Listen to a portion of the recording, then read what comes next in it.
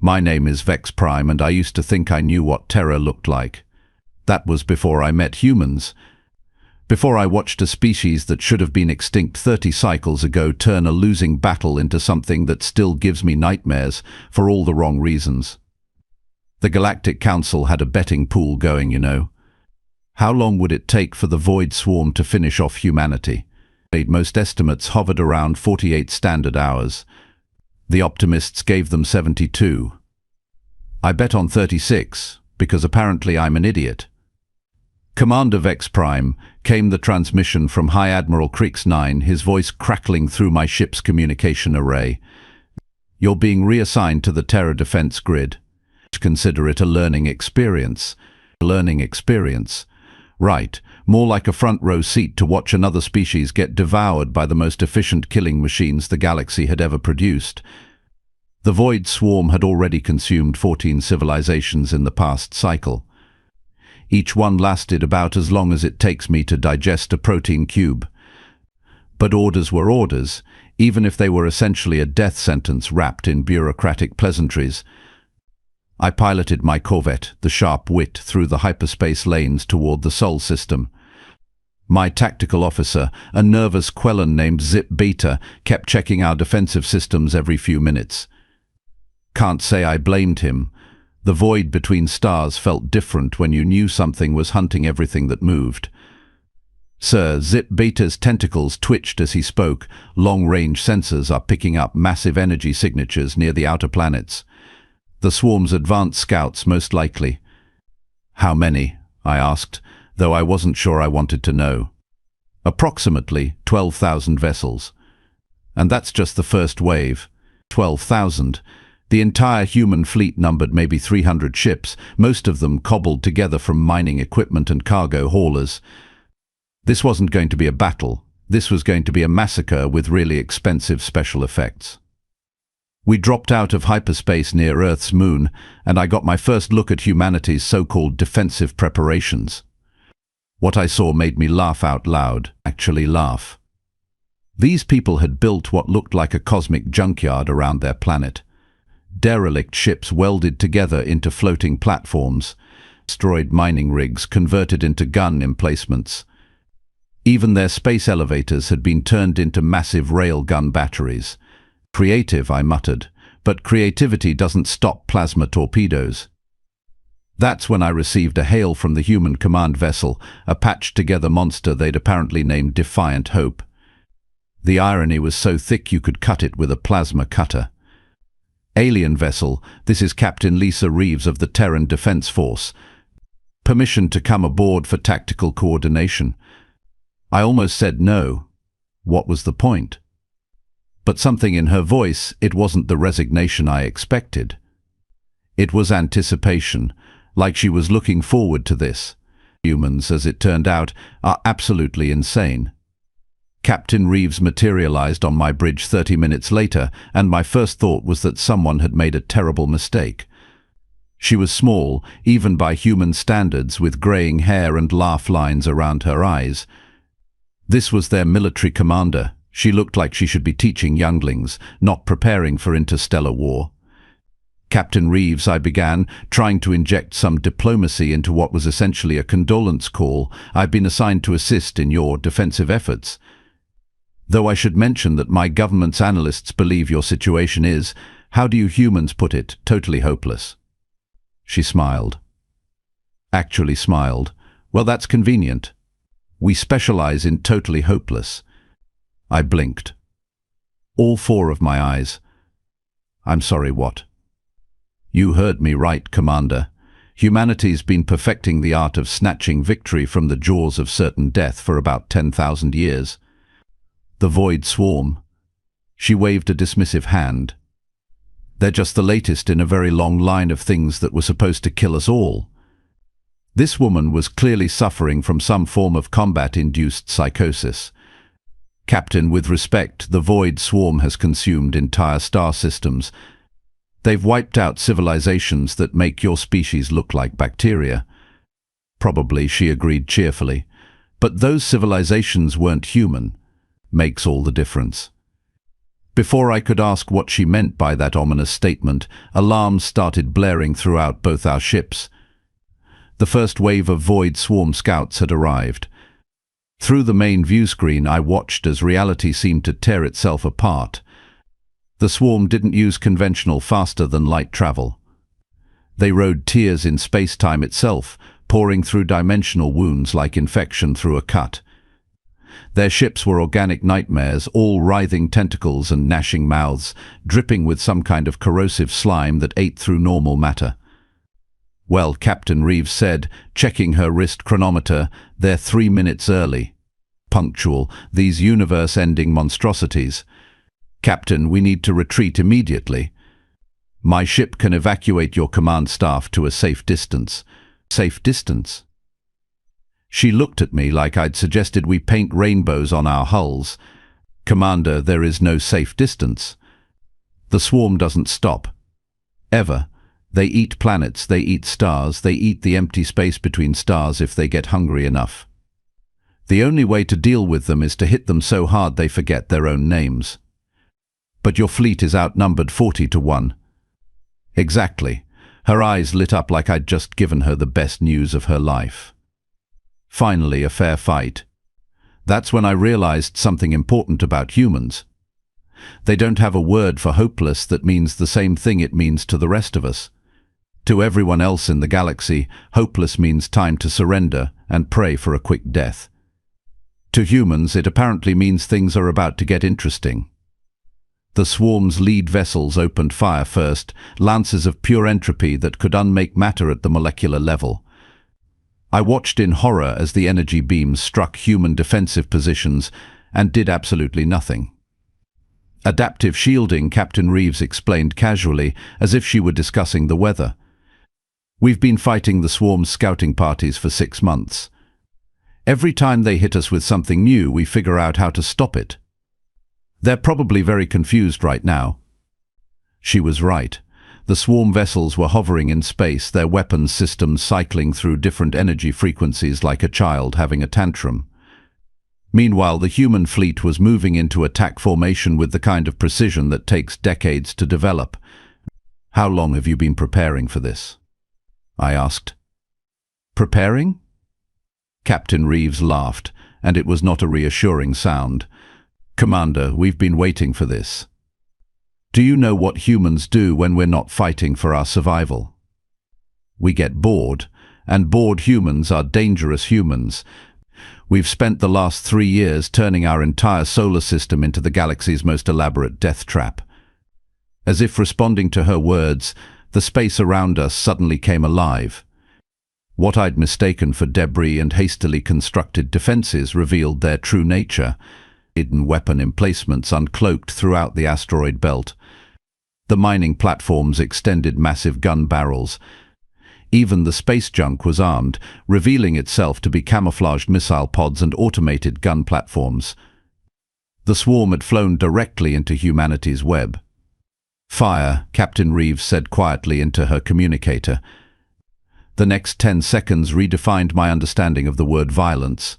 Every human weapon in the system opened up simultaneously.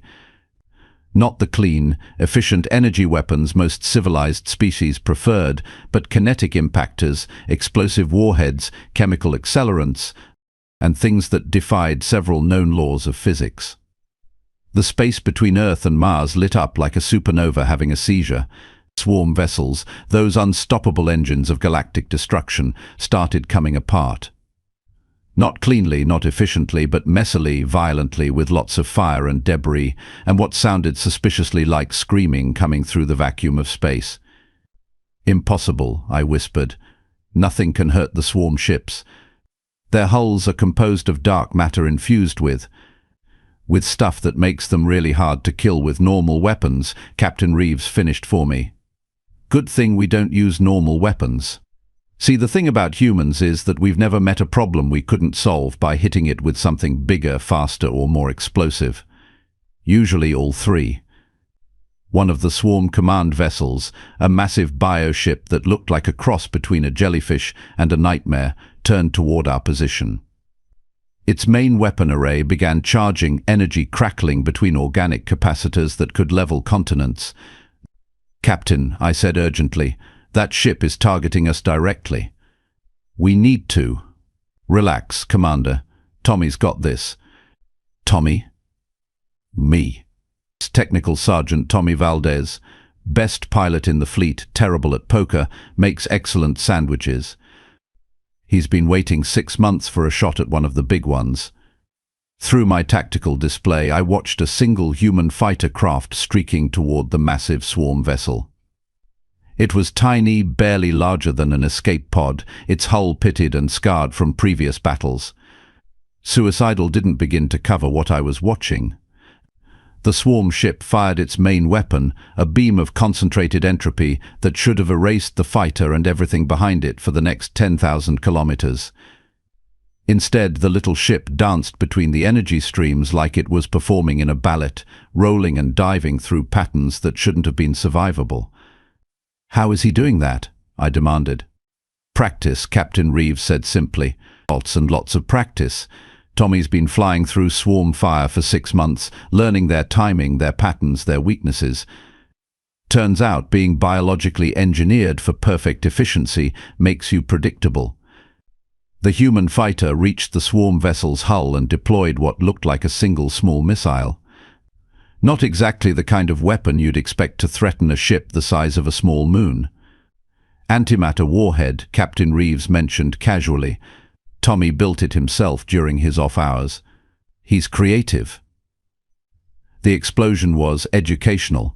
I learned that antimatter doesn't just destroy things, it erases them from existence in a way that makes reality itself file a complaint. The massive swarm vessel didn't just explode, it inverted, creating a temporary black hole that sucked in 3 more enemy ships before collapsing into itself. "One down," Captain Reeves said, checking her tactical display. 11,999 to go. I stared at her. "You're enjoying this?" "Of course I'm enjoying this. This is what we live for, Commander. The moment when the universe says you can't possibly win and we get to prove it wrong. Every human who's ever lived has been training for fights like this. We've been preparing for impossible odds since the first cave person decided to hunt something with bigger teeth. That's when the real swarm fleet arrived. Not scouts, not advance forces, but the full armada. Ships poured through dimensional rifts like water through a broken dam, filling the space between planets with writhing, hungry darkness. My sensors stopped counting at 50,000 vessels and just displayed an error message. "Now we're talking," Captain Reeves said, and her smile was absolutely terrifying. "All ships, this is command. Execute Plan Omega." "Plan Omega?" I asked weakly. "It's our contingency plan for when the situation becomes completely impossible and we're all definitely going to die." "And what does Plan Omega involve?"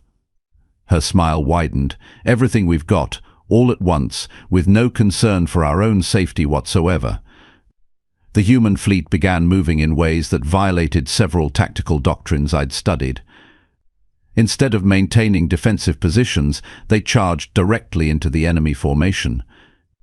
Instead of preserving their forces, they rammed damaged ships into swarm vessels at maximum velocity.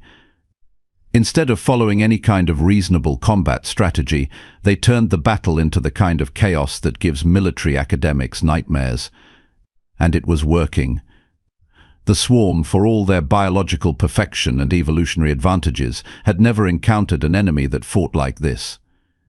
They were used to civilized species that valued self-preservation, that followed predictable tactical patterns, that eventually retreated when the odds became impossible. Humans apparently don't retreat, they just get angry and start hitting things harder. "Commander," Zip Beta said nervously, "our sensors are detecting massive energy buildups throughout the human fleet. I think they're preparing to overload their reactor cores." I looked at Captain Reeves in horror. "You're planning to turn your entire fleet into suicide bombs?" She shrugged. "If that's what it takes. The thing about humans, Commander, is that we'd rather die fighting than live surrendering. Makes us unpredictable. It makes you insane. Same thing, really." That's when the second wave of impossible happened. The human ships didn't explode in nuclear fire like I expected. Instead, they began to change. Hull plating shifted and reconfigured. Weapon systems merged and evolved. Ships that had been separate vessels began linking together into larger, more complex forms. Modular combat platforms, Captain Reeves explained, watching my expression with obvious amusement. We figured if the swarm could use biological adaptation, we could use mechanical adaptation. Every human ship in the fleet can combine with every other human ship to form larger combat units. We've been practicing the configurations for 3 years. Before my eyes, the human fleet was transforming into something that looked less like individual ships and more like a single, massive organism. The weapons that had been scattered across hundreds of vessels were now concentrated into focused arrays. Defensive systems that had protected individual ships now covered the entire formation. The swarm, confronted with this unprecedented development, did what any sensible predator would do when faced with prey that suddenly turned into something bigger and more dangerous. They tried to retreat. Humans, it turned out, don't let things retreat once they've decided to kill them. All units, pursue and destroy, Captain Reeves ordered. No survivors, no escape pods, no mercy. These things ate 14 civilizations. Time to return the favor. The next 4 hours redefined my understanding of several concepts, including overkill, excessive force, and why you should never mess with humans.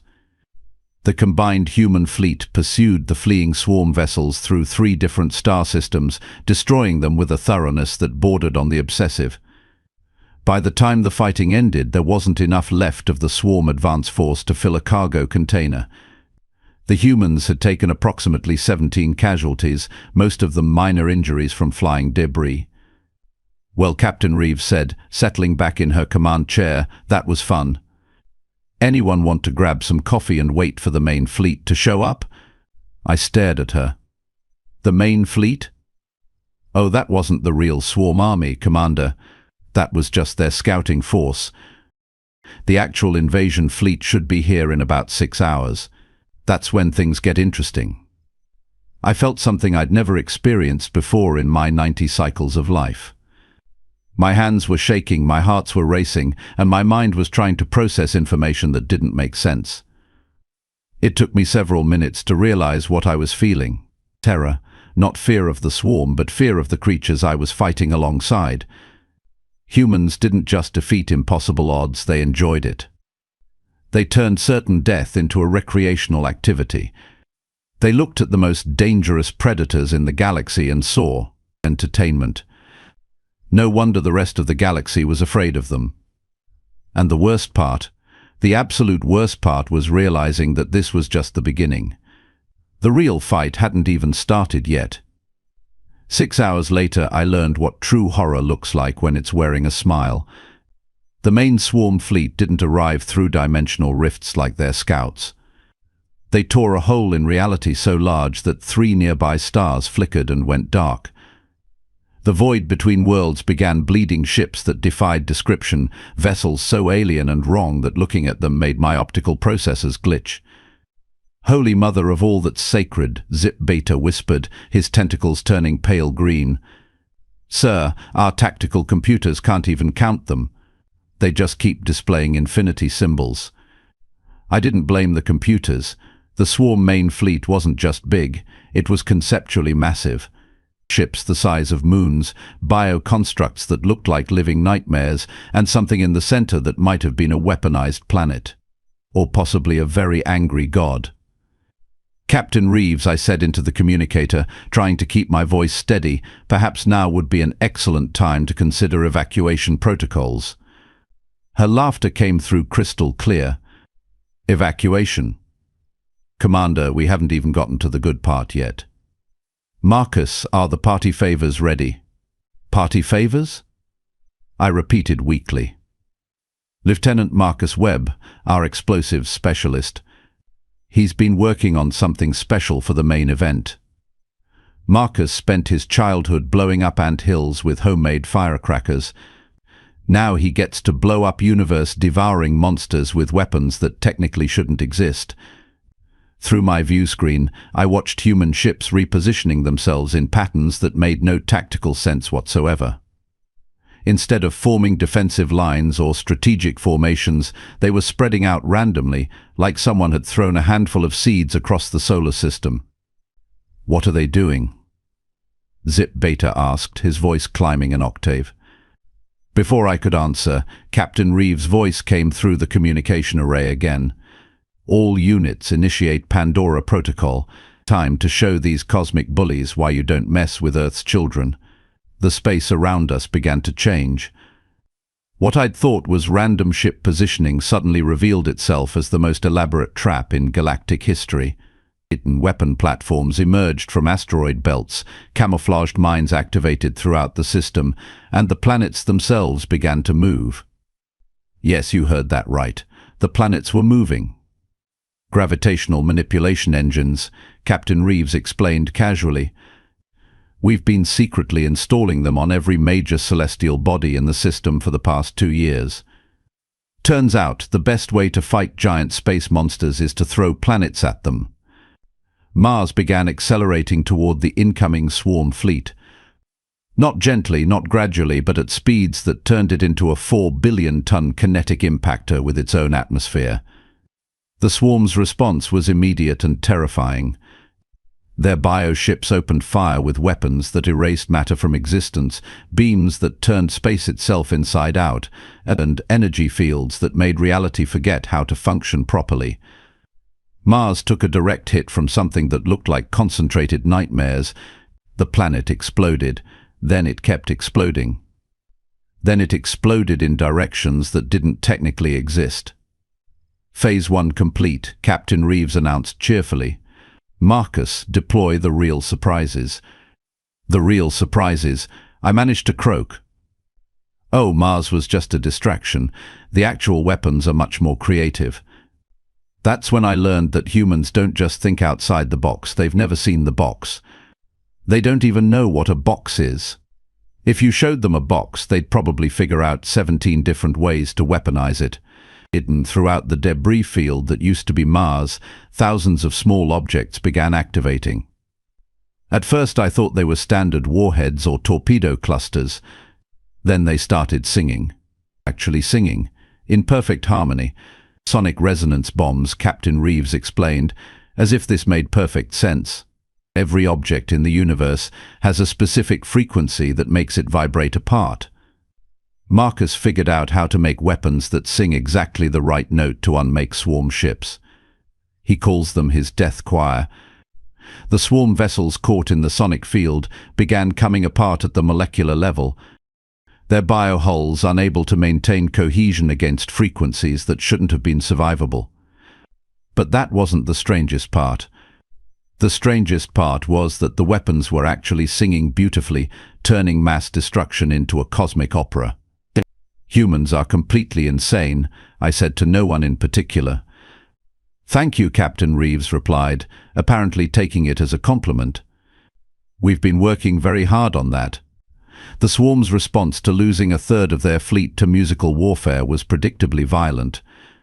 The massive construct at the center of their formation, the thing that might have been a weaponized planet, began charging up something that made my radiation detectors have nervous breakdowns. "The planet killer," Zip Beta reported, his voice barely a whisper. "Energy output it's off the scale. That thing could destroy entire star systems." "Probably," Captain Reeves agreed. "Good thing we brought our own planet killer." "Jenny, you're up." "Jenny?" I asked, though I was starting to dread the answer.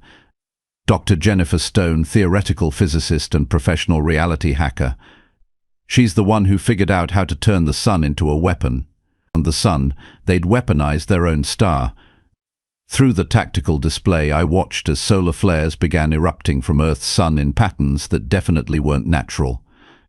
The flares twisted and coalesced, forming into something that looked suspiciously like a massive energy cannon pointed directly at the swarm fleet. "Stellar engineering," Dr. Stone's voice came through the communication array, thick with excitement. "We've been installing gravitic manipulators in the sun's core for 18 months. Turns out stars make excellent directed energy weapons if you know which buttons to push. The swarm planet killer fired first, unleashing a beam of pure entropy that could have erased solar systems from existence. The energy struck Earth's defensive grids and stopped. Just stopped, like hitting an invisible wall. Planetary shield matrix, Captain Reeves explained. Every human settlement, every orbital platform, every ship in the fleet is generating overlapping defensive fields. The more they shoot at us, the stronger our defenses become. We learned that trick from studying swarm adaptation protocols. The weaponized sun fired back. What happened next redefined several fundamental constants of physics. The solar beam didn't just hit the swarm planet killer, it reached through dimensional space, found the thing's power source, and convinced it to stop existing.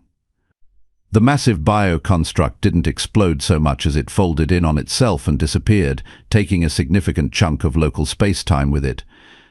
One down, Dr. Stone announced happily. Who wants to see what happens when I overclock a pulsar? You brought a pulsar to the fight, I asked, my voice reaching frequencies that hurt to hear. Not brought exactly, more like convinced to help. Turns out neutron stars are surprisingly cooperative if you ask nicely and threaten them with antimatter. The battle devolved into something that would have given cosmic horror writers nightmares. Humans threw everything they had at the swarm and then kept throwing things they'd invented 5 minutes ago. Zip Beta stopped trying to catalogue the weapons after he recorded something he labeled as weaponized mathematics. The swarm, those unstoppable devourers of civilizations, began doing something unprecedented in their million-year history. They started retreating. Not tactically repositioning, not regrouping for another assault, but actual full-scale flight back toward whatever hell dimension they'd crawled out of. "Oh no you don't," Captain Reeves said, her voice carrying a tone that made my survival instincts scream warnings. "Nobody attacks humanity and just walks away. All ships pursue and destroy. Leave no survivors, take no prisoners, show no mercy." "Captain," I protested, "they're retreating. The threat is over." She looked at me with an expression that I'll see in my nightmares until the day I die. "Commander, these things have eaten 14 entire civilizations.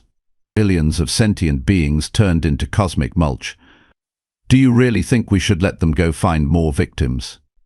The human fleet followed the swarm through their dimensional rift, continuing the slaughter on the other side of reality. What they found there was the swarm's home dimension, a twisted realm where they'd built their civilization on the bones of devoured worlds. The humans burned it all. Not just the ships, not just the military installations, but everything. Breeding worlds, nursery constructs, the massive biofactories where they'd been producing their endless armies. Dr. Stone rigged the dimension's fundamental constants to collapse, ensuring that nothing could ever live there again. It took 12 hours to completely genocide a species that had terrorized the galaxy for millennia, 12 hours to turn universe-devouring predators into cosmic history. When the human fleet returned to normal space, they were laughing and joking like they'd just finished a particularly entertaining sporting event. "Well, that was fun," Captain Reeves said, settling back in her command chair. "Anyone know what we're doing next weekend?" "I heard the Zephyrian Empire has been making some concerning territorial claims." I stared at her in absolute horror. "You want to fight another war?" "Fight? Commander, we don't fight wars. We end them." "There's a difference." That's when it hit me. The thing that every other species in the galaxy had somehow missed about humans. They weren't just dangerous because they were unpredictable, or because they were creative, or because they refused to surrender when logic dictated they should. They were dangerous because they enjoyed it. Not the killing, not the destruction, but the challenge. The moment when impossible odds met human stubbornness and physics began making exceptions. They'd turned survival into an art form, warfare into entertainment, and victory into an addiction. The Galactic Council's betting pool about human survival had been asking the wrong question. We should have been betting on how long it would take them to conquer the rest of us. "Commander," Captain Reeves said, interrupting my existential crisis, "you've gone very quiet." Something wrong. "Captain," I said slowly, "what happens now? What do humans do when there are no more impossible battles to fight?" Her smile was absolutely terrifying. "Oh, we'll find something. The universe is a big place full of bullies who need their attitudes adjusted. Pirates, slavers, corrupt empires, cosmic horrors that think they're hot stuff. Humanity has appointed itself the galaxy's correction service. And if you run out of enemies, then we'll explore beyond the galaxy. I hear there are some really unpleasant things lurking in the void between star clusters. They probably need to learn some manners." I looked out at the debris field that had once been the most feared military force in galactic history, then back at Captain Reeves' cheerful expression. For the first time in my life I understood why every species in the galaxy was secretly terrified of humanity. It wasn't because they were violent. Lots of species were violent. It wasn't because they were unpredictable. The universe was full of chaos. It was because they were helpful, in the most absolutely terrifying way possible. "Captain," I said carefully, "when you say correction service." "Oh, don't worry, Commander. We're very reasonable. All we ask is that everyone play nice, treat each other with respect, and stop doing terrible things to innocent people. It's a very simple philosophy. And if they refuse," her smile widened, "then they get to experience the galaxy's most comprehensive educational program about why that was a bad decision." As we headed back toward Earth, I made a mental note to update my government's files on humanity. The old classification of harmless primitives was going to need some serious revision. New classification, friendly neighborhood apocalypse, with a tendency toward excessive helpfulness. And somewhere in the depths of space, I was absolutely certain something else was making the same mistake we'd all made. Something big and terrible and convinced of its own invincibility was probably looking at humanity and thinking they'd found easy prey. I almost felt sorry for them, almost. After all, humanity was always looking for new friends to help. Whether those friends wanted help or not,